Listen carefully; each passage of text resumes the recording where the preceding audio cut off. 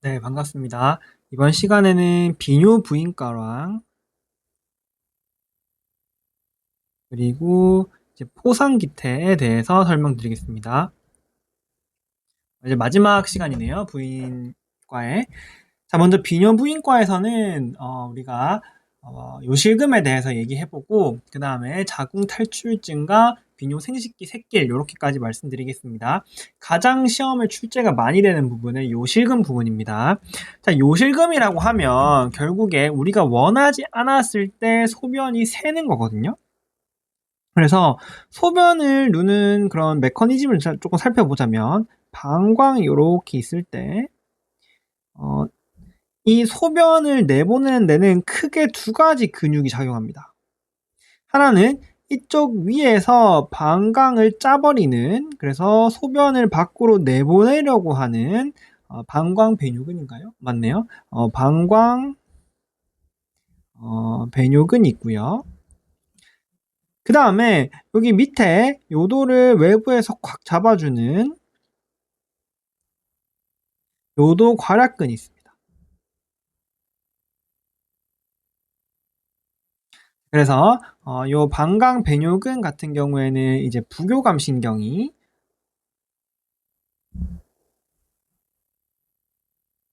활성화하고요. 그 다음에 이 요돌관략근 같은 경우에는 세성신경인 푸덴달 맞네요. 푸덴달 널브가 이렇게 작용하고 있다, 이렇게 보시면 되겠습니다. 자, 그래서 이 요실근 같은 경우에는 이 두 가지 근육에 뭔가 문제가 생겨서 얘가 문제가 생기는 그 요실금이 있고요. 얘가 문제가 생기는 요실금이 있다, 이렇게 보시면 되겠습니다. 자, 먼저 이 친구가 문제가 생기는 것부터 한번 보겠습니다.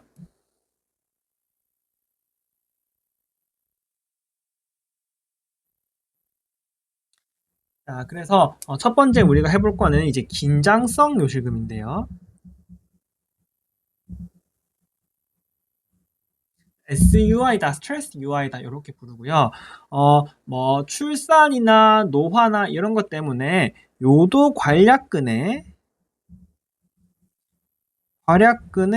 기능이 지금 떨어져 있는 상태입니다. 쉽게 말해서 이제 얘의 기능이 떨어져서 얘가 못 잡아주면서 밑으로 소변이 줄줄 새고 있는 요 상황이라는 거죠. 그게 이제 긴장성 요실금이다, 이렇게 보시면 되겠습니다. 자, 요도 괄약근의 기능이 떨어지니까 여기 이제 방광 이렇게 있고 내려갈 때 여기를 잡아주는 기능이 떨어지기 때문에 얘를 위에서 살짝 눌러버리면 원래는 얘가 잡아줘야 되는데 못 잡아주고 누르는 대로 그대로 소변으로 내려가 버린다는 얘기입니다. 그래서 이 누르는 게 결국 뭐야? 라고 하면 이제 복압이거든요. 그래서 복압이 상승되었을 때 이 요도 괄약근의 기능이 떨어져 있으니까 얘가 잡아주지 못하고 그 복압으로 인해서 내려가 버린다, 이렇게 보시면 되겠습니다. 자, 그렇게 하시면 되고요. 네, 그래서 이 복압이 증가할 때 예를 들면 기침이나 운동, 웃거나 운동 이런 걸로 인해서 복압이 증가되었을 때 소변이 샌다, 이렇게 보시면 되겠습니다. 그래서 예를 들어서 소변이 마렵다거나 이런 절박 있죠. 소변을 못 참겠다거나 이런 증상은 대부분 동반되지 않습니다. 자, 진단 같은 경우에는 가장 많이 쓰는 거 이제 요 역동 검사인데요. 이 요 역동학 검사에서 여기 원래 소변을 누르려면 요 근육이 짜야 되잖아요. 요 근육에 짜는 게 없이, 그러니까 방광 배뇨근의 수축 없이도 복압 증가만으로도 소변이 발생하면 우리가 진단을 해볼 수 있습니다.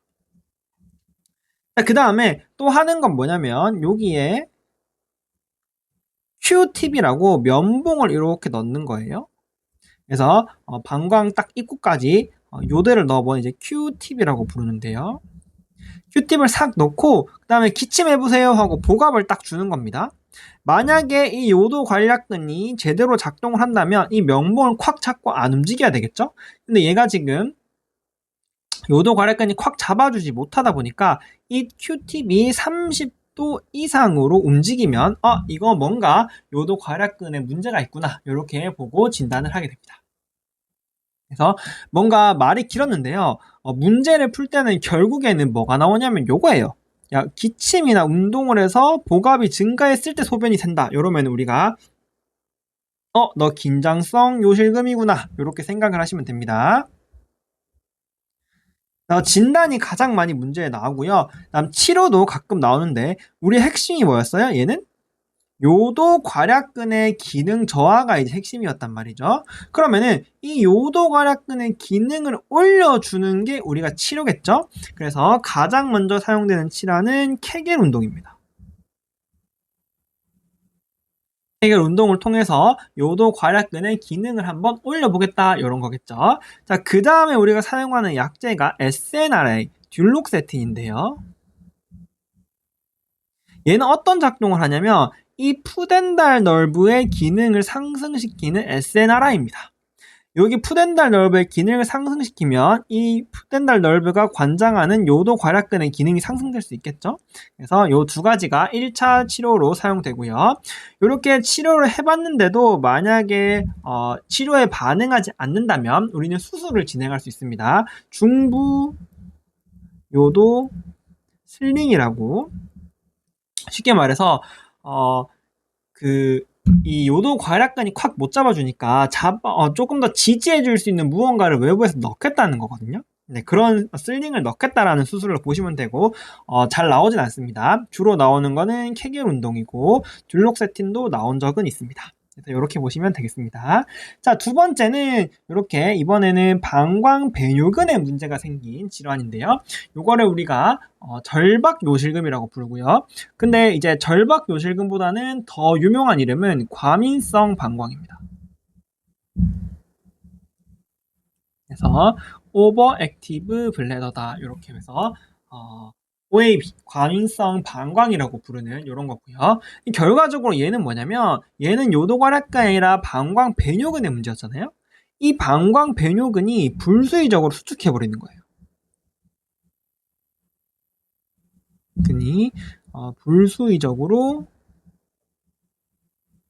수축해버리는 요게 가장 큽니다. 쉽게 말해서 가만히 있는데 얘가 갑자기 수축해버리니까 갑자기 소변이 마려운 거죠. 그래서 요 절박이 생긴다. 갑자기 소변이 마렵고 난 못 참겠어 소변을, 이런 말이 요 절박, 극심한 요 절박이 생기는 게 가장 큰 특징이고요. 이 요절박이 있을 때 실제로 소변이 새면 그때는 이제 절박성 요실금이라고 부릅니다. 그래서 방광 배뇨근이 불수의적으로 수축을 해서 그냥 소변이 자꾸 마려워는 과민성 방광이고요. 실제로 소변이 자꾸 찔끔찔끔 새어나와요 라고 하면 절박성 요실금입니다. 아시겠죠? 이 두 가지를 구분하셔야 되는 게 선지에 두 개 다 나오는 경우가 많습니다. 그래서 마렵기만 하면 과민성 방광, 마려워서 실제로 새면 절박성 요실금이라고 생각하시면 됩니다. 얘 가장 핵심적인 검사는 요 역동학 검사인데요. 여기 쓸게요 그냥. 왜냐면 이게 요 역동학 검사의 결과거든요. 요 역동학 검사에서 방광 배뇨근의 불수기적인 수축이 보이면 진단합니다. 검사에서 방광 배뇨근이 불수의적으로 수축하면은 진단을 한다. 이렇게 보시면 되겠고요. 치료 같은 경우에는 이 친구도 결국에는 요도 괄약근이 강화되면 좋긴 좋아요. 그쵸? 그래서 케겔 운동을 할 수도 있습니다. 하지만 얘 같은 경우에는 물론 필드에서 실제로 뭐 의사분들은 케겔 운동을 퍼스트 라인으로 쓰는데 우리는 지금 문제를 푸는 사람이잖아요. 그래서 문제에서는 보통은 긴장성 요실금의 퍼스트 라인이 케겔 운동이니까 케겔 운동이 OAB에 대한 퍼스트 라인으로 잘 나오진 않습니다.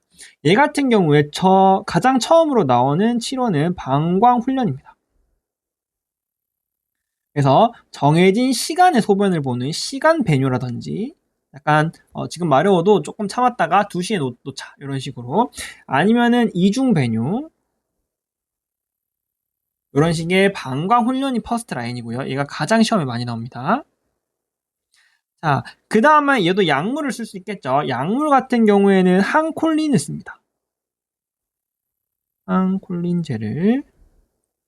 그래서 이 두 개가 퍼스트 라인으로 보시면 되겠습니다. 항콜린제 같은 경우에는 부교감 신경을 억제하는 친구잖아요. 요거를 조금 억제해서 방광 배뇨근의 기능을 조금 떨어뜨려 보겠다. 이렇게 보시면 되겠습니다. 그 다음에 얘도 치료가 잘 되지 않는 경우가 있을 거잖아요. 방광훈련도 해보고 항콜린제도 써봤는데 안 돼. 그러면 어쩔 수 없이 얘도 외부에서 뭔가를 넣어줘야 됩니다. 이게 바로 보톡스, 보톨리늄 독소인데요. 그러니까 쉽게 말해서 얘는 외부에서 보톡스를 넣어서 뭐 아세틸콜린 분비를 억제하면서 결국의 핵심은 얘를 직접적으로 마비시키겠다는 거죠. 어쨌든 방광 배뇨근의 기능을 직접적으로 떨어뜨리겠다라는 거고요. 이 중부 요도슬린과 마찬가지로 시험에 출제되지는 않습니다. 그래서 이렇게 두 가지 요실금에 대해서 알아봤고요. 이 두 가지 모두가 혼합된 경우가 외래에서는 생각보다 많습니다. 그래서 문제에서도 가끔 나오는데요. 긴장성 요실금의 증상과 과민성 방광의 증상이 모두 있을 때, 아니죠. 긴장성 요실금과 실제로 새니고 있으니까 절박성 요실금의 증상이 모두 있을 때 우리를 혼합성 요실금이라 이렇게 부릅니다. 어쨌든 이렇게 두 가지 해봤고요. 자, 그 다음에 자궁 탈출에 대해서 말씀드리겠습니다.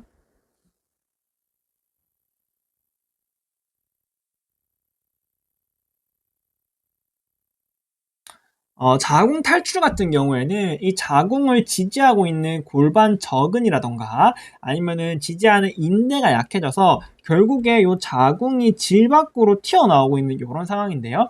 자, 문제에서는 보통 그림이 보통 주어지니까 딱 봐도 자궁 탈출이죠. 보통 문제가 알 수 있는 굉장히 쉬운 파트인데요.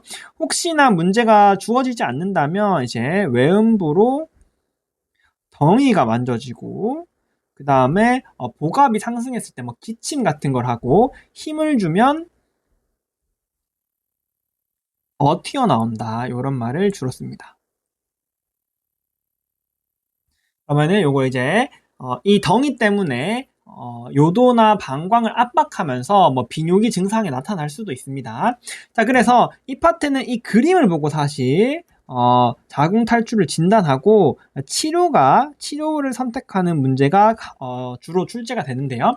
치료 같은 경우에는 이제 질식으로 자궁을 절제하고요. 그 다음에 이제 질을 위쪽으로 조금 붙여놔주는 게 좋겠죠. 그래서 천극인대 고정술을 진행합니다. 이 수술 명칭은 조금 알아봐 주시면 좋겠습니다. 그래서 핵심은 사진을 보고 이 치료를 결정할 수 있어야 된다. 이렇게 보시고요. 그 다음에 이 수술이 불가능할 경우에는 패설이라는 지지할 수 있는 장치를 삽입할 수도 있습니다. 너무 고령이거나 막 80 몇 세라던가 아니면은 뭐 항응고제를 먹고 있어서 수술하기가 조금 힘들다. 이런 경우에는 패설이를 삽입할 수도 있겠다. 이렇게 보시면 되겠습니다. 자, 마지막으로는 이제 아까 비뇨 부인과에서 마지막으로는 비뇨 생식기 새끼에 대해서 말씀드릴 건데요.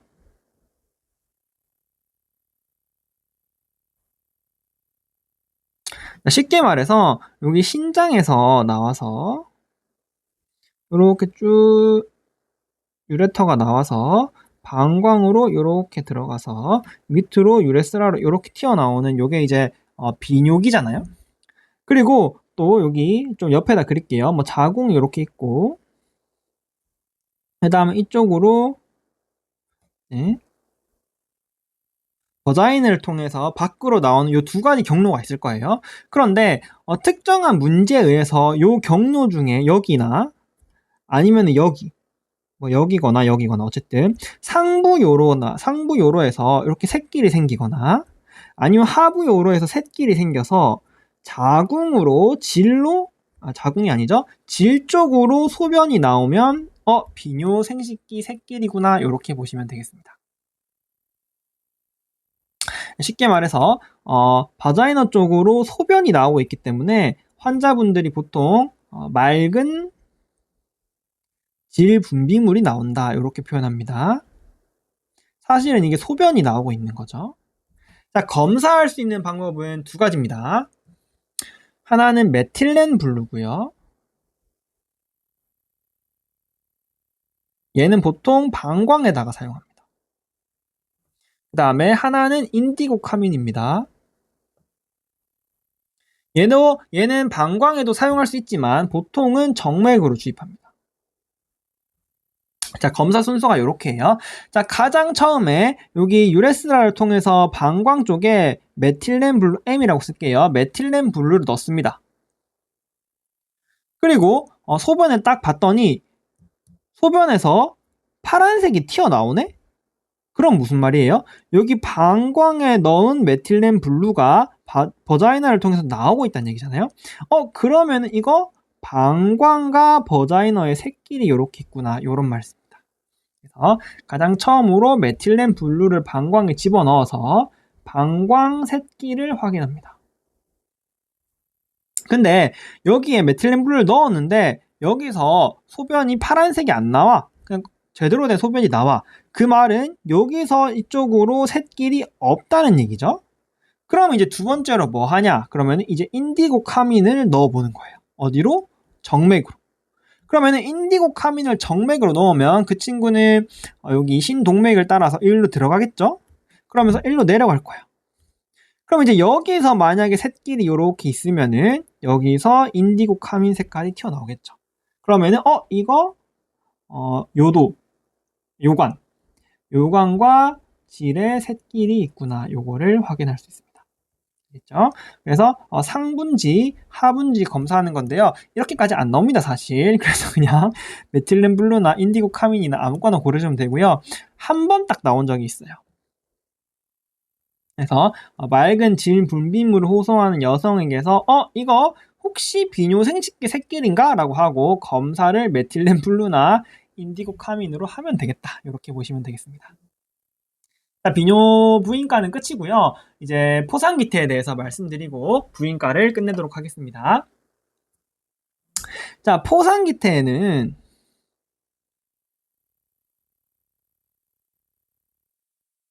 이게 사실은 H몰이라고 부르는 이 친구는 원리가 생각보다 복잡해요. 얘는 뭐냐면은 수정 과정에서 비정상적인 수정이 일어나는 게 이제 가장 처음 문제입니다.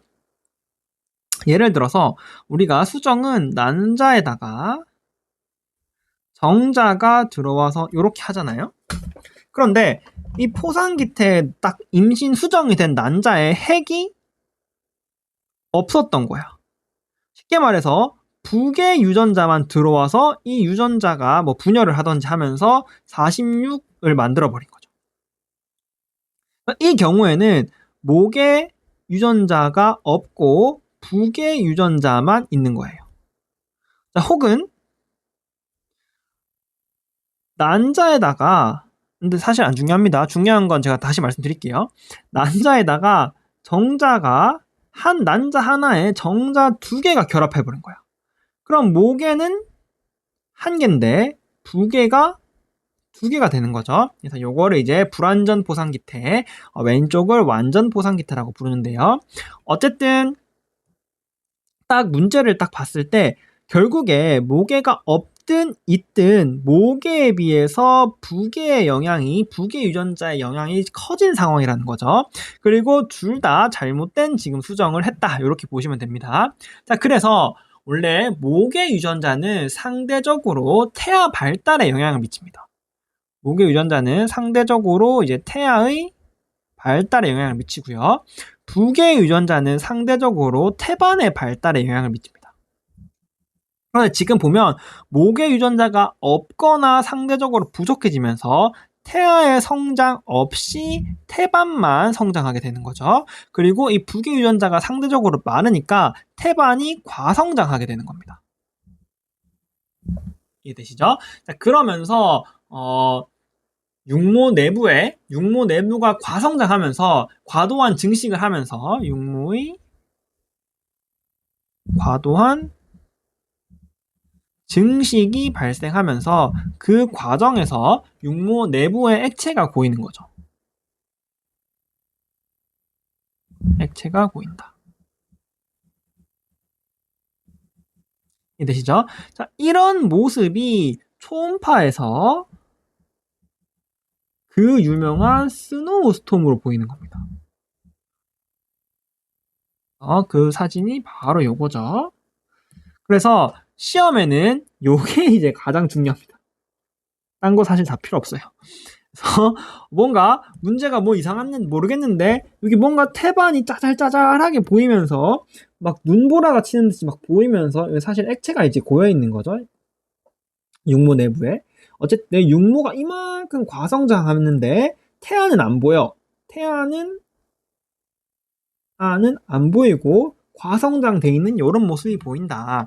자, 그리고 어쨌든 임신이니까 베타 HCG가 있겠죠. 얘는 근데 심지어 베타 HCG가 상대적으로 굉장히 높아요. 이게 이제 굉장히 중요합니다. 그래서 검사는 라고 물으면 초음파를 하거나 임신 검사를 통해서 베타 HCG를 보시면 되겠습니다. 그래서 HCG가 굉장히 높기 때문에 얘는 내막에 영향을 미치죠. 그러면서 자궁 크기가 그 정상적인 주수에 비해서 굉장히 커질 수 있고요. 그 다음에 이 베타 HCG가 난소를 지속적으로 자극하면서 양측 난소에 세카 루테인 시스트가 동반될 수 있습니다. 난소 시스트가 동반될 수 있다. 이렇게 보시면 되겠습니다. 진단이 가장 중요하기 때문에 초음파에 스노우스톰이 보이고 베타 HCG가 높으면 임신은 임신인데 뭔가 이상한 임신이면 여기라고 보시면 되겠습니다. 자, 그래서 치료는 뭐 할 거야? 라고 물으면 치료는 긁어내는 겁니다. 그래서 소파술을 진행해야 되고요. 흡인 소파술이라고 좀 명칭을 딱 할게요.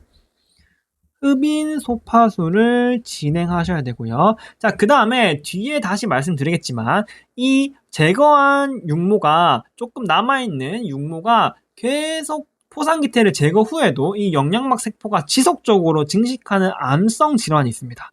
그렇기 때문에 이 흡인 소파술을 진행한 이후에 베타 HCG를 추적해야 됩니다.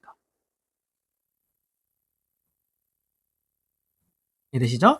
자, 그 다음에 여기 난소에 시스트가 동반됐지 않습니까? 이 시스트는 저절로 사라지기 때문에 난소 시스트는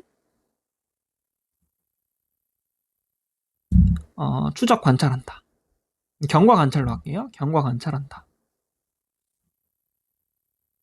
이렇게 보시면 되겠습니다. 결과적으로는 흡인 소파술과 베타 HG 추적이다. 이렇게 보시면 되겠습니다. 자, 그래서 이렇게 흡인 소파술을 진행했어. 그러니까 이제 제거를 한 거죠. 그래서 포상기태를 제거했어. 그래서 예를 들어서 베타 HCG가 처음에 H를 할게요. 만이었어. 그런데 흡인 소파술을 진행했죠? 그래서 H가 100으로 줄었네? 또 검사했어. 10으로 줄었네? 근데 어느 날 검사했더니 다시 200이 되고 다시 300이 되고 이렇게 되는 거예요. 그래서 쭉 줄었다가 다시 늘어나는 경향을 보입니다. 이렇게 되면 이건 뭔가 지금 영양막 세포가 지속적으로 증식하고 있구나. 이렇게 해서 악성 임신 육모 질환인 임신 육모 종양이 됩니다. 쉽게 말해서 암이다. 이렇게 생각하시면 됩니다. 자, 암이니까 치료는 뭐겠어요? 암이니까 치료는 이 친구는 항암입니다. 항암을 이제 보통은 메토트렉세이트 단독요법을 사용하고요. 그 다음에 고위험 같은 경우에는 이제 복합 항암도 할 수도 있다. 이렇게 보시면 되겠습니다. 자, 핵심은 여기 뭔가 보라색이니까 조금 뭔가 중요해 보이니까 지울게요. 핵심은 요거 감소했다가 증가하는 요 모습을 보고 임신 육모 종양이니까 항암을 진행한다까지 아시면 되겠습니다. 겠죠? 그리고 이 친구 같은 경우에는 폐로 전이가 많기 때문에 펫CT도 한번 찍어보면 좋겠다. 이렇게까지 하겠습니다. 이렇게 하면 부인과를 모두 마쳤고요. 오늘 한 것 중에 이제 가장 중요한 거는 여기 과민성 방광과 긴장성 요실금 요거 두 가지를 구분하는 게 시험에는 가장 많이 출제됩니다. 네, 수고하셨습니다.